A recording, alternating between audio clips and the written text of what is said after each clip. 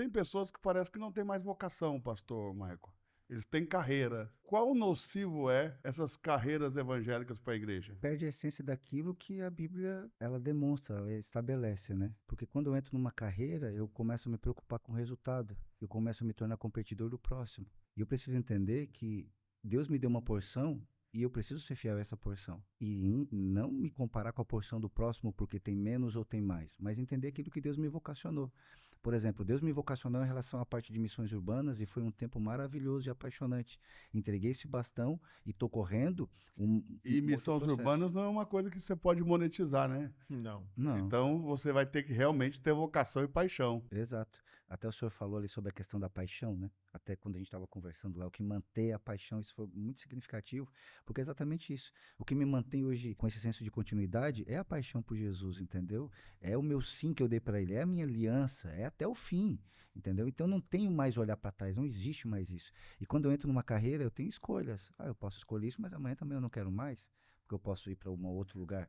Porque quem está atrás de hype, por exemplo, não pode ser vocacionado, não é possível. Tem uma carreira que ele quer que dê certo. Por exemplo, nada de a questão de me exaltar aqui em relação a isso, mas, por exemplo, diante de um convite que eu recebi, será que eu não preferiria uma carreira? Ah, não, minha voz vai ser amplificada, eu vou escolher para lá, do que eu permanecer onde eu estou, sendo fiel onde eu estou, diante de uma palavra que eu recebi e ser fiel a uma palavra que eu dei para o meu sogro. Eu vou cuidar e amar a igreja. Ou seja, nessa sua decisão você manteve a sua vocação, né? Brian, a relação entre vocação e carreira.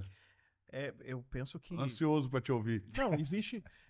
nós podemos comparar essa fala objetiva de uma vida bem caracterizada de alguém que falou uma coisa bem clara e você entendeu. Isso é bem diferente dos modelos de pessoas que são não chamadas, mas buzinadas, né? A pessoa tem um sonho, aí no sonho ela vê VPB. Aí ela chega, acorda e fala assim, Deus me chamou.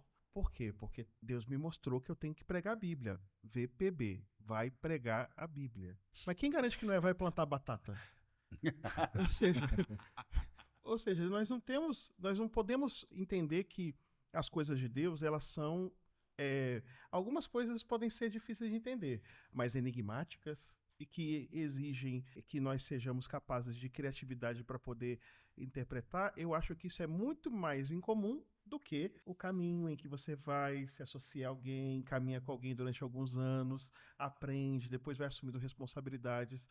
E o chamado, uma das marcas do chamado, é essa capacidade de o chamado se confirmar muitas vezes no tempo. O chamado vai se confirmando muitas vezes no tempo. Mas no tempo também você vai observar na narrativa do pastor Mike, em toda a história que ele nos contou, como que a figura pastoral foi importante para ele não perder sua vocação.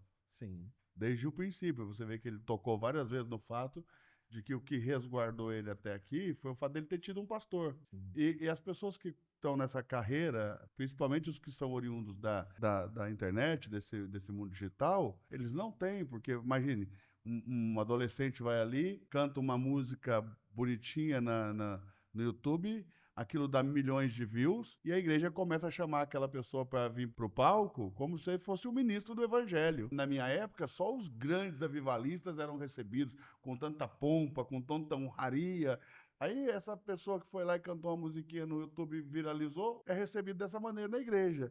Isso adoece a pessoa. Eu acho que a igreja adoece a pessoa nessa hora. A igreja colabora com isso. Tem um texto que eu não sei se vocês vão concordar, mas eu penso que os sacerdotes, entre aspas, porque não existe mais sacerdotes, mas a figura do ministro sendo simbolizada na pessoa do sacerdote, ele é o grande construtor de ídolos. Sabe por quê? Quando Moisés desce do monte com as pedras, que ele quebra lá a lei, que o povo está folgando e dançando, adorando um bezerro que foi construído para ser um Elohim diante deles, que Moisés vai até Arão e fala, que mal esse povo te fez para você fazer isso com eles. Qual que é a resposta de Arão, que tinha recolhido os brincos, as pulseiras, os colares, e lançado no fogo, com um burril formou um bezerro? Qual que foi a resposta de Arão? Ah, não, eu joguei no fogo, a gente jogou o ouro no fogo e saiu esse bezerro. Quer dizer, Arão não conta que ele forjou aquilo com uma ferramenta, com um instrumento. Então, muitos sacerdotes formam os ídolos, depois mete o pau neles. Sim. Mas foi ele que fez.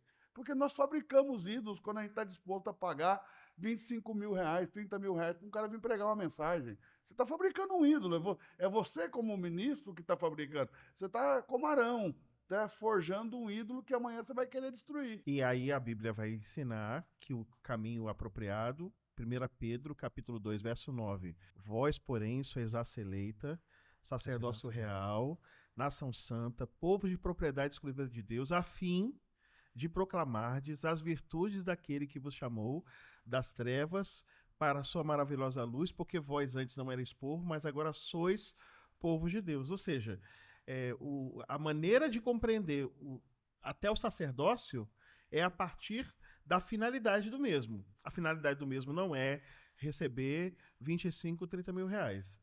A finalidade dele é proclamar as virtudes daquele que chamou. Vocação, chamado, missão, proclamar as virtudes e ofício, munus, sacerdócio real, nação. E ainda tem o senso de pertencimento. Pertence a uma nação santa. Ou seja, está tudo ali, num texto condensado. E as pessoas precisam conhecer isso e seguir, senão não vai funcionar. Outro dia, um desses fazedores de agenda veio me oferecer aqui uma pessoa para vir ministrar na igreja, né? E eu falei, cara, nós não estamos na mesma vibe. Porque o que essa pessoa está querendo cobrar para vir aqui, se oferecendo, porque eu não estou convidando, é o que eu estou querendo gastar para levar o evangelho em tal lugar. Então, veja, nós não estamos na mesma vibe. O que ela quer tirar da igreja para poder oferecer uma ministração é o que nós estamos querendo investir na igreja para levar o evangelho. Ou seja, nós estamos na vibe contrária, não vai dar.